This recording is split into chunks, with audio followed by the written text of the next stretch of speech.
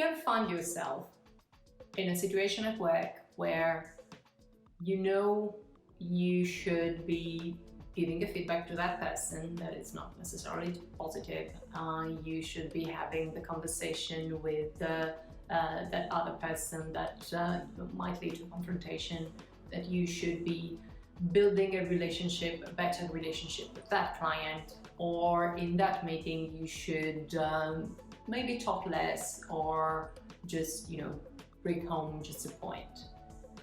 And just realize afterwards that you've done none of this. You know what you should do, but it seems like you can't. And then you're frustrating because of that. Has that ever happened to you? Why? My name is Simona. I'm a coach, and with coaching I help people develop the skills that they need in the workplace. It can be people management, it can be having difficult conversations, it can be managing stress, it can be developing business, or managing your time. In this video, we're going to talk about emotions and how they are important when you consider changing your behavior to build a new skill. So you want to be a better people manager, so you need to maybe listen more. And as I said before, you should do that, yet you end up not doing it. And the point there is the role of emotions.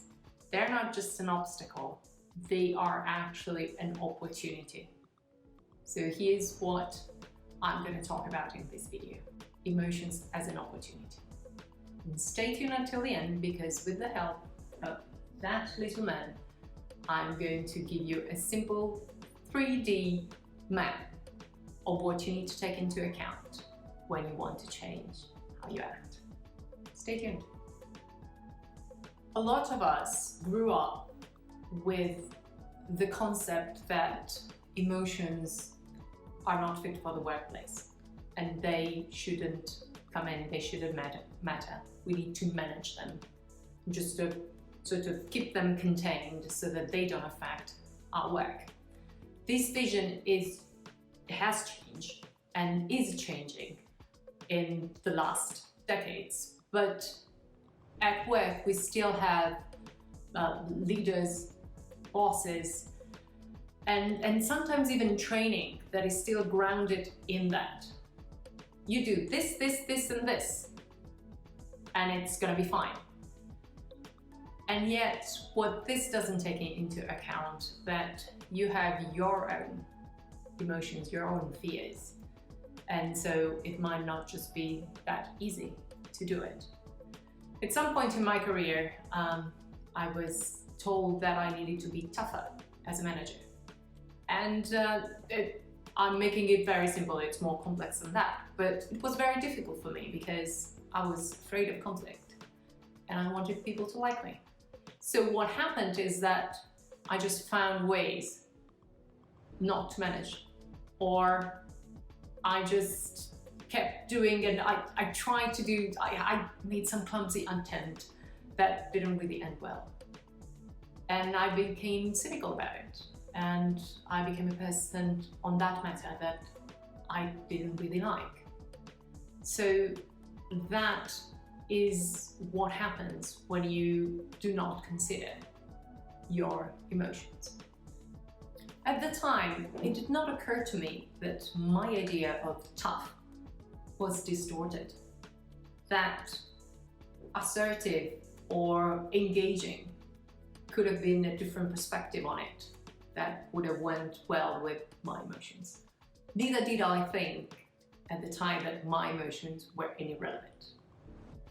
It never occurred to me that I could become a better manager by finding and by building my own way to be a people manager, to be assertive and to be engaging, whilst preventing and reducing conflict and being considerate of people so they would still like me.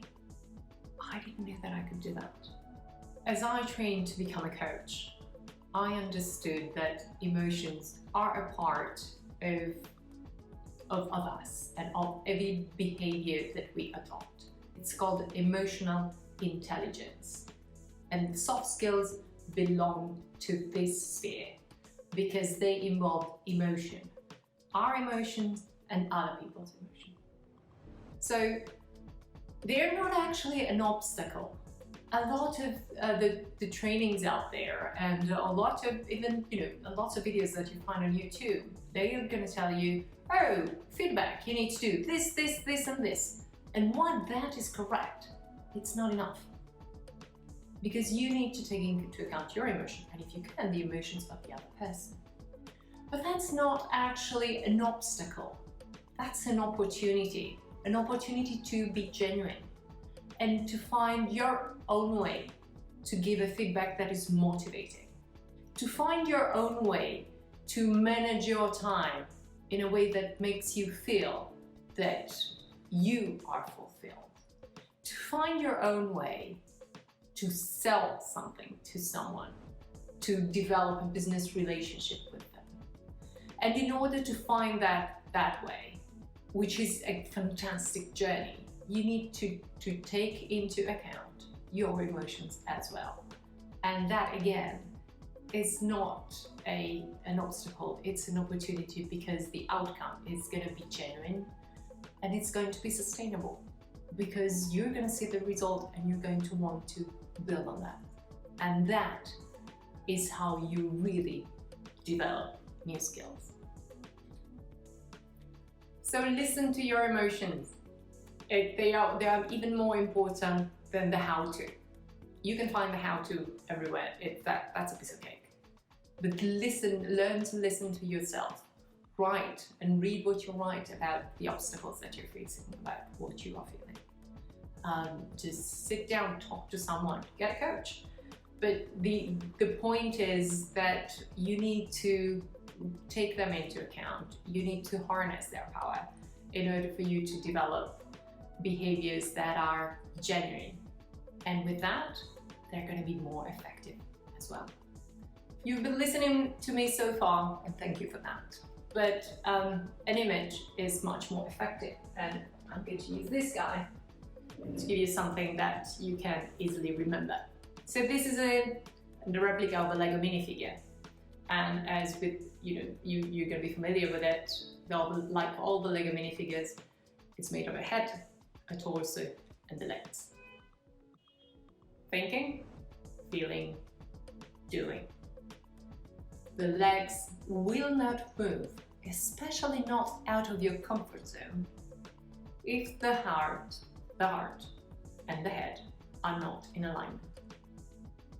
If one wants to go one way and the other wants to go the other way, they're going to be confused and they're actually not going to go. Change happens when you find a way to bring these things into alignment, to find a way, to find your way, to follow both what your head and what your heart are saying. You can be assertive and considerate of the other people's feeling. You can give a negative feedback and show how much you care about the development of the person that is in front of you. Just figure out how this end works, how this 1 and 2 can work together. And then I promise your legs will be moving. If you like this video, please give it a thumbs up, comment, share it, and subscribe to the channel to see many more. Also, check out our Design Your Time playlist, and you will see the principles that I've explained in this video applied to time management. We hope to see you soon.